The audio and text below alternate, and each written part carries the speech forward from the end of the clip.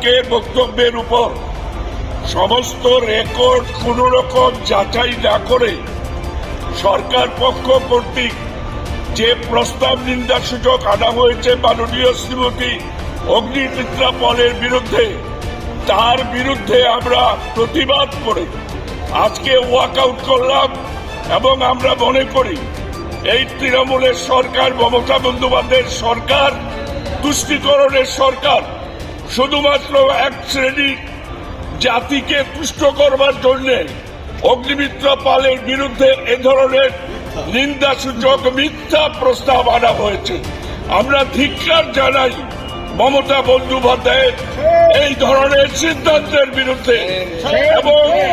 এবং স্পিকার মহোদয় কোন রকম তথ্য যাচাই না করে সরকার পক্ষকে এই প্রস্তাব আনার সুযোগ দেওয়া, এটা আইনি বিরোধী, নীতি বিরোধী, বিধানসভার কার্যকারিণী বিরোধী। আমরা এই স্পিকারকে ধিক্কার জানাই।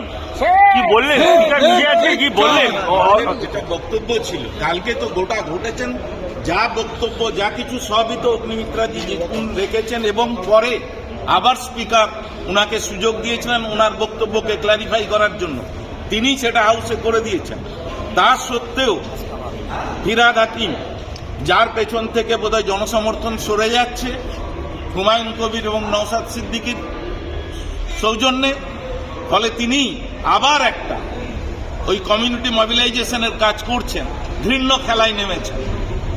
কালকে হাউসে যা বলা হয়েছে সব অন রেকর্ড, কোনোটাই স্পিকার এক্সপাঞ্জ করেননি, বরং অগ্নিমিত্রাজি আবার তার বক্তব্যকে ক্ল্যারিফাই করে দিয়েছেন স্পিকার সুযোগ দেওয়ার পরে। তারপরেও আজকে উদ্দেশ্য প্রণোদিতভাবে এই নিন্দা প্রস্তাব আনা হচ্ছে। আমরা এটাকে তীব্র ভাষায় ধিক্কার জানাচ্ছি।